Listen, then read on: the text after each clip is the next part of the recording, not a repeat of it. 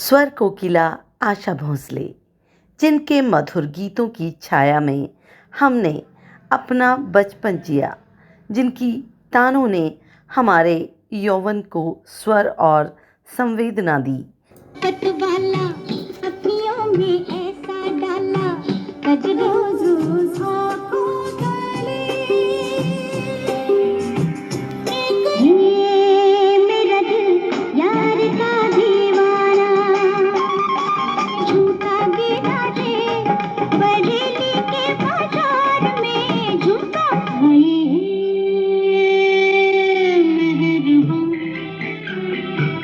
इन आँखों की मस्ती के मस्ताने हज़ीरा कुछ सामान, तुम्हारा दिया है तुमने जो दिल को लिया, तो अब तो आजा दम और दम।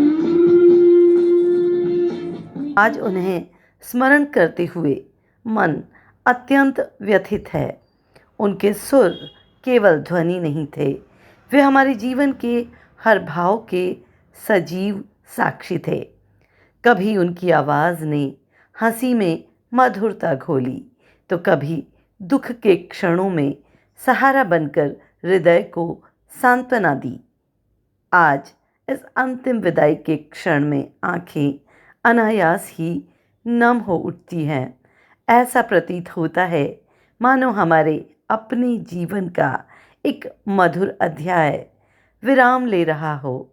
उनका संगीत हमारे भीतर सदैव धड़कता रहेगा, हमारी स्मृतियों में सदा जीवंत रहेगा। वे भले ही दृष्टि से ओझल हों, पर उनके स्वर अमर रहकर सदा हमारे सुख दुख के सहभागी बने रहेंगे। आशा भोसले जी का जाना भारतीय संगीत के एक युग का अंत माना जाना चाहिए। वो सुर की सरगम, वो मखमली एहसास हैं जिसकी हर तान में झलकता बहुत कुछ खास है। कभी चंचलता की लहर, कभी दर्द का दरिया, संगीत की दुनिया का वो सबसे खूबसूरत बुझा सका है भला कौन वक्त के शोले, बुझा सका है भला कौन वक्त के शोले। ये ऐसी आग है जिसमें धुआं नहीं मिलता। भारत की सुर साम्राज्ञी आशा भोसले जी का निधन हम सभी के लिए अत्यंत दुखद और पीड़ादायक है।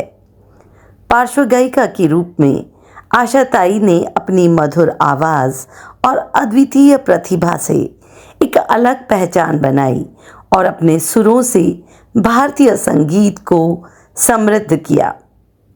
उनकी आवाज़ में जितनी कोमलता थी, उनके स्वभाव में भी उतनी ही सादगी और उतनी ही आत्मीयता झलकती थी। वे भले ही आज हमारे बीच नहीं हैं, लेकिन अपनी अमर आवाज़ के माध्यम से सदैव हमारे दिलों में जीवंत बनी रहेंगी। लता मंगेशकर और आशा, ये सिर्फ नाम नहीं थे, ये भारतीय संगीत की दो धड़कनें थी। एक ने भक्ति, दर्द और पवित्रता को स्वर दिया, दूसरी ने जीवन, शरारत और जुनून को। लेकिन अंत में दोनों की कहानी एक ही सच्चाई पर आकर ठहरती है, संगीत कभी मरता नहीं। आज अगर आशा ताई होती तो शायद मुस्कुराकर अपनी लता ताई से यही कहती, दीदी अब मैं भी वहीं आ रही हूँ जहाँ सुर कभी खामोश नहीं होते। और शायद कहीं आसमान के उस पार फिर से शुरू हो गया होगा एक अनंत रियाज, दो बहनों का, दो दिग्गजों का, जो अब इतिहास नहीं अमर गूंज बन चुकी हैं। कुछ एक सांस रुकती है जब कोई आवाज़ हमेशा के लिए चुप हो जाती है। और आज 12 अप्रैल 2026 की इस दोपहर में भारत की वो आवाज़ सदैव के लिए खामोश हो गई, जो 7 दशकों से करोड़ों लोगों के भीतर बजती रही थी। आशा भोसले नहीं रही। ये सिर्फ एक खबर नहीं है, ये उस धागे का टूटना है जिससे पूरी एक पीढ़ी बंधी थी।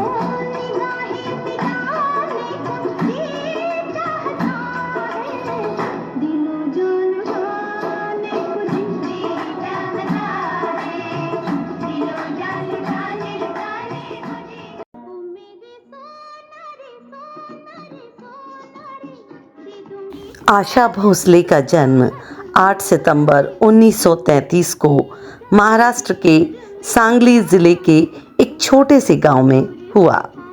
पिता थे पंडित दीनानाथ मंगेशकर, जो रंगमंच के जादूगर थे और शास्त्रीय संगीत के साधक।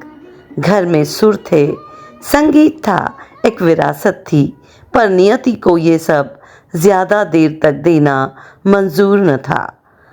जब आशा केवल 9 बरस की थी, पिता चले गए। वह उम्र होती है जब बच्चे खेलते हैं, सपने देखते हैं, पर आशा के हिस्से में आया एक टूटा हुआ घर, एक अनिश्चित भविष्य और वह जिम्मेदारी जो उम्र से बहुत बड़ी थी।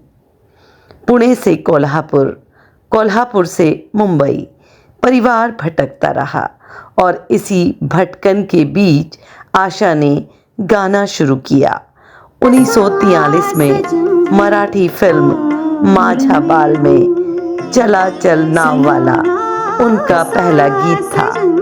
वो 10 साल की थी और उसकी आवाज़ में पहले से ही वो कुछ था जो शब्दों में नहीं आता, सिर्फ महसूस होता है। पर जीवन ने यहाँ भी उन्हें आसान रास्ता नहीं दिया। 16 साल की कच्ची उम्र में उन्होंने घर के विरुद्ध जाकर गणपतराव भोसले से विवाह कर लिया। ये प्रेम था या विद्रोह, या बस एक लड़की की वह आकांक्षा जो अपनी बड़ी बहन लता की विशाल छाया से बाहर निकलना चाहती थी। कहना मुश्किल है, पर इस विवाह ने उन्हें दिया क्या?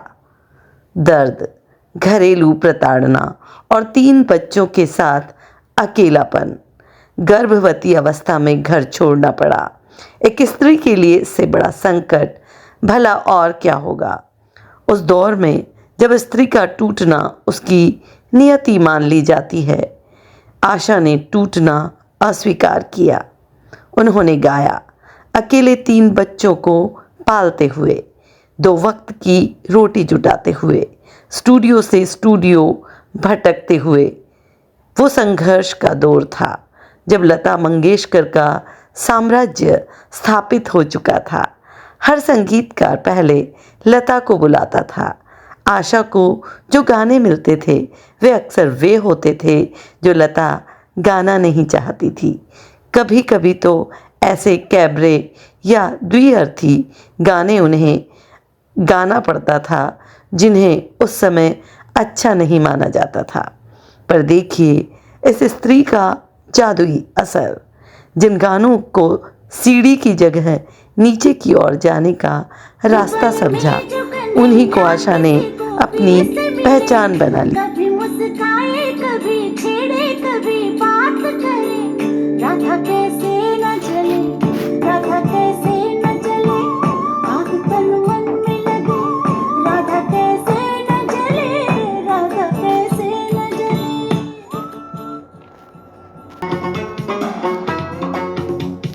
मुझको हुई न खबर, चोरी चोरी छुप छुप कर,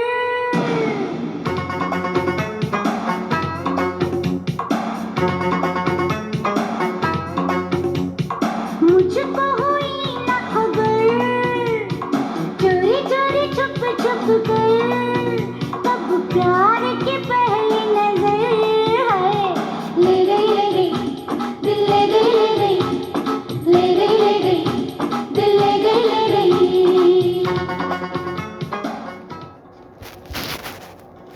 अजब सी चाहत झलक रही है, तुम्हारी नजरों में हमने देखा अजब सी चाहत झलक रही है। आशाताई की आवाज़ में जो बेबाकी थी, जो उदंड सुंदरता थी, वह किसी और की आवाज़ में आ ही नहीं सकती थी। ओपी नैयर ने पहचाना उन्हें, और फिर आया वो दशक जब आशा भोंसले सिर्फ लता की छोटी बहन नहीं रही, वह खुद एक ब्रह्मांड बन गई।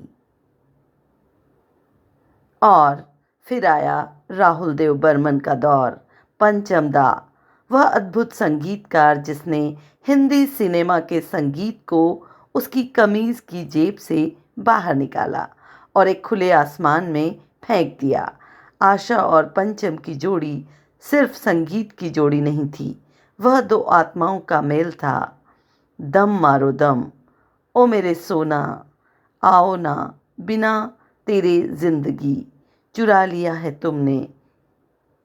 और फिर इन आँखों की मस्ती तक, हर गाने में एक नई आशा थी, हर गाने में एक नया पंचम। 1980 में उन्होंने विवाह किया। जो संगीत के साथ था वह जीवन में भी साथ हो गया, पर नियति को शायद इनका यह सुख देखा न गया।